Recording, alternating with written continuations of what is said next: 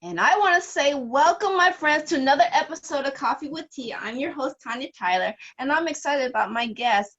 It is the Mr. Patrick Faucette. You may have seen him on the Have and Have Nots as Tony Watson, who was looking for a kidney, so he was not on the have side. He was on the have not side, which was amazing anyway. But I want to welcome and bring him in so you can meet Mr. Tony, or Mr. I will call you Tony Watson. Mr. Patrick Faucette, and really ask you, how's everything going with you in this quarantine period out there? It's going good. It's going good. I'm hanging in there with the home family time. Right, right. Time to always connect. That's always a beautiful thing. So I know you have some teenagers, right? Are they still in college or are they there in high school? I have two in college and one in high school. But are they all back home with you now, or? Yeah, pretty much. My oldest, he stays at his girlfriend's, and he comes home for dinner. Him and his Oh, girlfriend. Yeah. so you But haven't had the stress of everybody in one confined space, right? yeah, I mean for a little while, because then everybody was here. My two sons, my daughter, wife, and me. And then my son's girlfriend, her roommate went home, and so she was at home. So their apartment was empty, so he went over there. So they've been going back and forth from here to there. Oh, So okay. at dinner time, for sure, he's here. That makes sense. That makes sense. Hey, Yeah. I'm not. I wanted to really ask you a couple of questions. Like I said, it's just a conversation because you and I have history. I used to do your Mhm. social media back in the That's day. right. That's right. Yeah. So I wanted to know, like, um, was it hard for you to transition from New Jersey to like living in California? I know you went to San Francisco first. So how was that transition period? The transition wasn't that bad because I had a friend from college that lived in Los Angeles. So after I went to San Francisco, where I had another friend and I was working physical therapy and I was doing plays. When it was time, it's always time when that actor says, "Okay, it's time to go to LA and do the big time." I had a friend here that I played football with in college, so he was like, "Yeah, let's get a two-bedroom," and I moved to LA, and so the transition wasn't that hard. Right, right. I was reading in your biography that, music was your first love. Now that you've been acting, is music still your first love? Well, I put the music on the shelf for a while, and the acting took over. But since I've been on this lockdown, I did put my bass out and start jamming a little bit. So it's trying to make a comeback. Right. Do you perform with the band, or is this just like whenever No, you no, feel? this is just like put on some music and jam along and try to learn the bass line for different songs. But my neighbor, he's a drummer, and Mhm. so when we weren't on such a lockdown, every once in a while we would get together, and play some music. He'd be on the drums, and he also plays the guitar, and then I'd play on the bass, and we jam out, have a little jam session. Oh, that's cool. I never heard you play, so I'm sure you probably could though.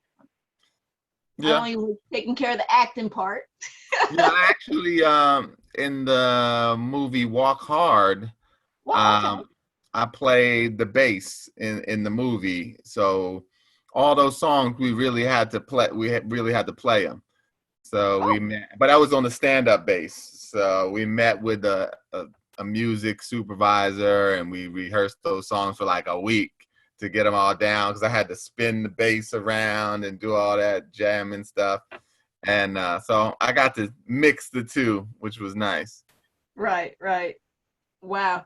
So I have like if somebody was like looking to act, come out there as an actor, maybe not right now with the quarantine thing. What would your advice be to somebody who's like considering going into the acting? Um,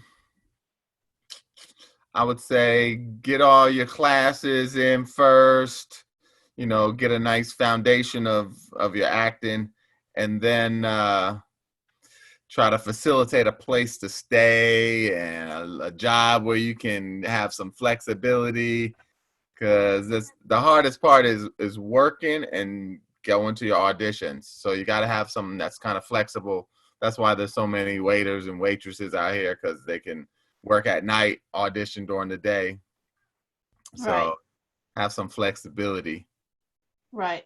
So I know a couple of my listeners are like small business owners, so I want to talk about that a little bit because you said when we talk you're a 1099 guy, right? Yeah, yeah. Yeah. I'm like an So independent contractor. okay. So how does that like really work with like you're planning your schedule is mainly like acting your full time or is that the part time thing or how does that work?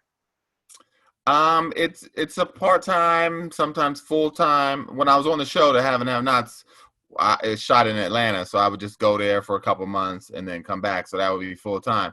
But when I'm back in LA, or if I'm not on a show here in LA or acting on something, a movie or something, then I'm doing physical therapy. So, and as an independent contractor, I'll contract with a couple of different places. So I kind of set my schedule to where I can leave if I have auditions and come back. And if I book something for a day or two or a couple of days or a week, I have a couple of therapists that will come work for me and take my place while I'm out shooting something. Oh, okay.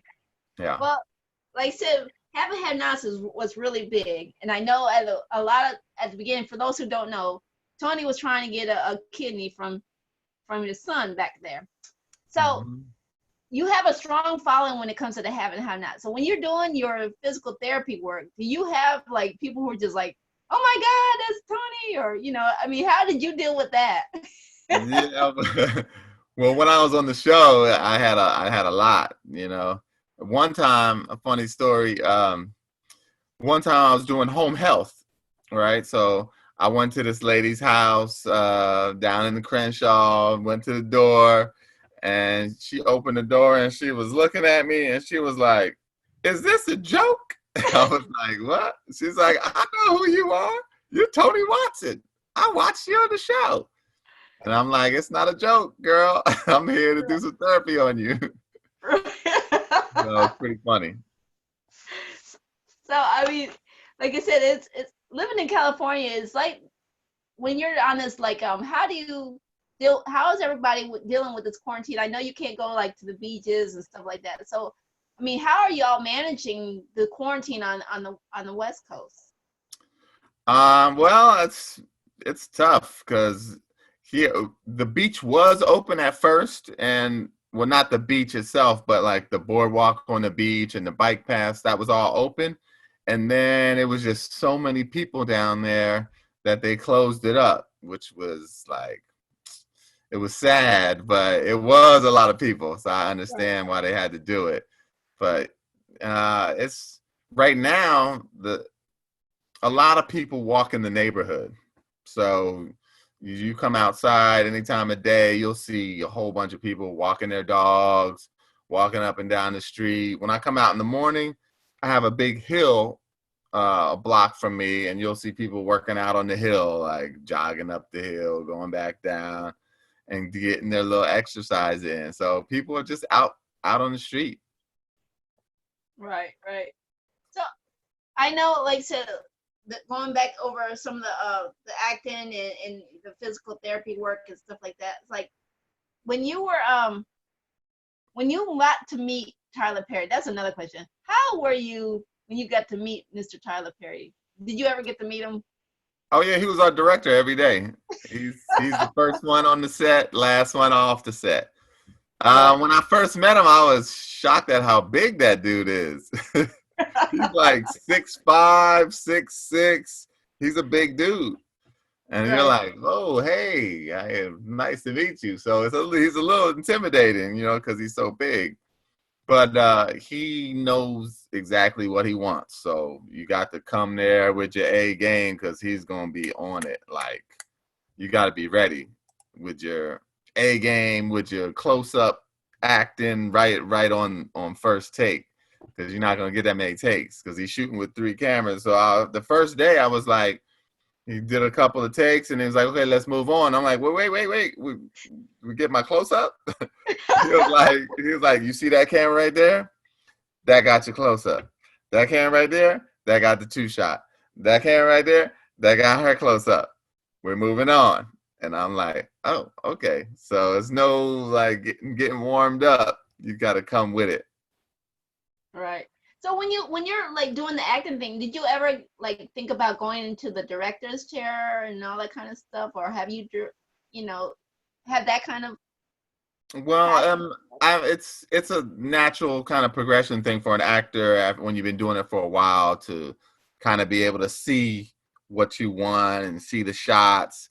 I haven't done any directing, but I'm with a group of actors that we meet every week, or we used to. Now we meet through Zoom, but and then we do scenes and like critique each other and direct each other. So that's kind of what I do on my own, been working on as far as the acting and doing a little writing and things like that.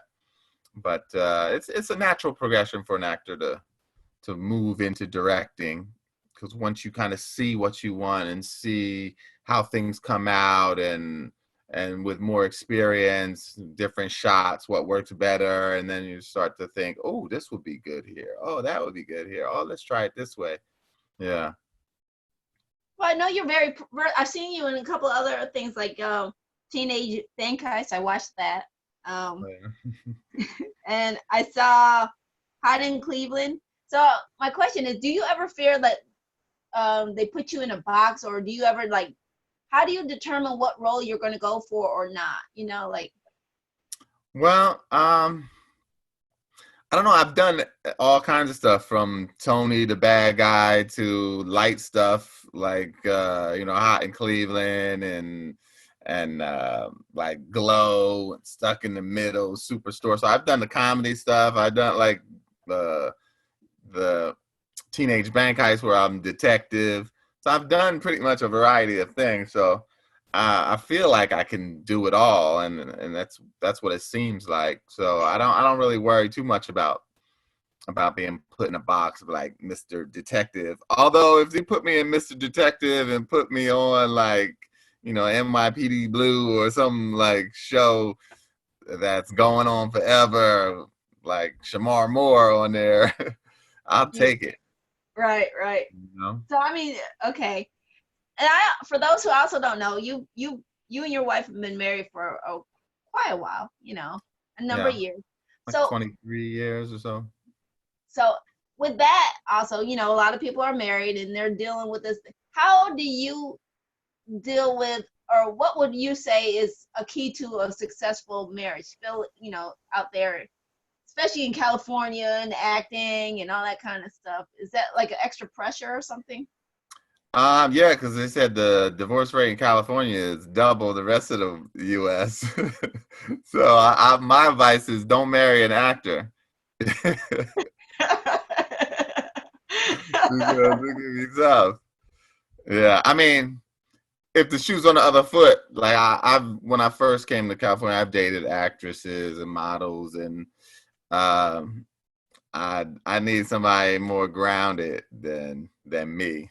So. Right. So it works out. It works better that way. If it's two actors, it's might be a little tougher. But then again, some other people say, when you got that commonality, you can understand each other better when you're doing stuff, and the demands. Like when I do a play, you put in so much time, in rehearsal and, tech week and rehearsing with all, not at rehearsal, but just rehearsing with your scene partners. And then you got a girlfriend in the play that plays your wife, plays your girlfriend or plays your wife, and you got to be meeting with her. So all that is could be tough on a relationship.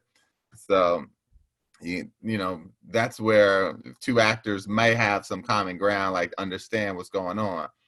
But Right. otherwise, it's better to have somebody grounded. So, and then you are the artistic one, but it works out, or thank God. Like I said, if you made it this long, that you've got something going good. So that's Yeah. that's a fantastic thing. But just pick the right one. Well, that too. Yeah, that is. She's like, you better get it right. So Yeah. we're when people want to like find more information about you or maybe some of the things that you do, because you do speaking engagements and stuff like that, right? I have, yeah, because when I was on the show, I was an advocate for organ That's right. donation, so I had done a few speaking engagements for that, and I've hosted a few things as well. So if people But that, wanted to follow up with you, where could they find information about you and maybe some of the services that you offer, or speaking engagements or something like that? I mean, I would just contact me through social media, and just direct message me. I check all my messages, so either through Facebook or through Instagram, even on Twitter, you could catch me. Okay. Okay. Yeah. I really want to thank you for your time. Oh, you're welcome. It's good to see you It's again. good to see you It's too. been a It's good to long see you. time. I love to come back out there and visit California once all this quarantine thing goes. Because All right. I do miss it. I didn't get caught up in the red carpet thing, but I did enjoy it. I must admit. Yes, yes. It was So again, nice. I want to thank you for your time. And also, before I close out, let everyone know I will include Mr. Faucette's emails and links, everything in the comments, so you can follow up with him. And I also want to say thank you for watching and listening to us. We're on Anchor as well. And feel free to give us your feedback on today's show. We would love to know if you have any great guests that you would like to have seen on the show, or maybe some show ideas that you'd like to share. And again, we encourage you to like, share, and subscribe. And again, I want to thank Mr. Patrick Faucette for your time. Thank you. Stay Thanks for safe during having me. quarantine. Thank you. And I want to say it's been a pleasure, and we will talk back to you soon. All right. All right.